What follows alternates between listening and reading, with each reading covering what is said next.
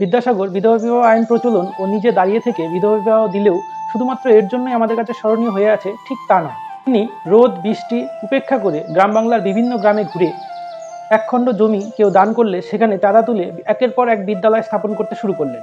1858 সালের মধ্যে তিনি মোট 35টি বালিকা বিদ্যালয় স্থাপন করেছিলেন।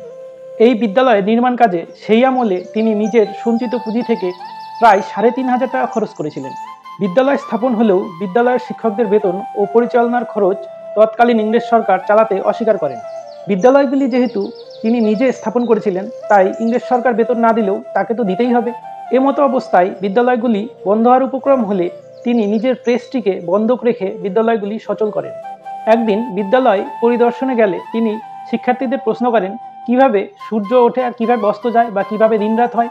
শিক্ষার্থীরা উত্তর না দিতে পারলেও পণ্ডিত মশাই বলে ওঠেন, সূর্যদেব 7 ঘোড়ায় টানা রথ নিয়ে যখন পূর্ব দিক থেকে আসে তখন দিন হয়, আর সারাদিন পর সেই রথটি নিয়ে যখন পশ্চিম আকাশে দিগন্ত পার হয় তখন রাত হয়। এখান থেকে তিনি বুঝতে পারলেন শুধু বিদ্যালয় প্রতিস্থাপন করলেই হবে না, সেখানে উপযুক্ত শিক্ষক নিয়োগ করতে হবে। একবার তিনি সংস্কৃত কলেজের যখন অধ্যক্ষ ছিলেন তখন সমস্ত বর্ণের মানুষের জন্য শিক্ষার সুযোগ করে দিয়েছিলেন। সেই সময় পণ্ডিত মশাইরা সময় মতো কলেজে না আসায় তিনি বুদ্ধি খাটিয়ে তাদেরকে না চটিয়ে তিনি মিষ্টি সুরে তাদেরকে বলতে লাগলেন যে এই এলেন বুঝি। ব্যাস, কোনো রাগ নয়, কোনো অভিমান নয়, কয়েকদিনের মধ্যেই পণ্ডিত মশাইরা সময় মতো আসতে শুরু করলেন। তিনি ইংরেজ সরকারের অধীনে কাজ করলেও ইংরেজ সাহেবদের শিক্ষা দিতে কখনোই ছাড়তেন না। একদিন হিন্দু কলেজের প্রফেসর কার সাহেবের সঙ্গে তিনি দেখা করতে গেলে কার সাহেব টেবিলের উপরে চটি পরা পা তুলে তার কোনো প্রশ্নের উত্তর দিলেন না, এমনকি তাকে বসতেও বললেন না।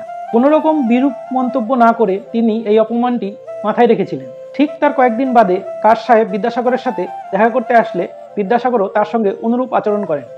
এরপরে বিদ্যাসাগরের নামে শিক্ষা দপ্তরে নালিশ জানালে তিনি তার উত্তরে জানান, আমি ভেবেছিলাম আমরা তো অসভ্য আর সাহেবরা সভ্য, আমাদের সাহেবদের কাছ থেকে সভ্যতার শিক্ষা নেওয়া উচিত। তাই উনি আমাকে যেভাবে সম্মান দিয়েছিলেন আমি ঠিক সেইভাবেই ওনাকে সম্মান দেওয়ার চেষ্টা করেছি মাত্র।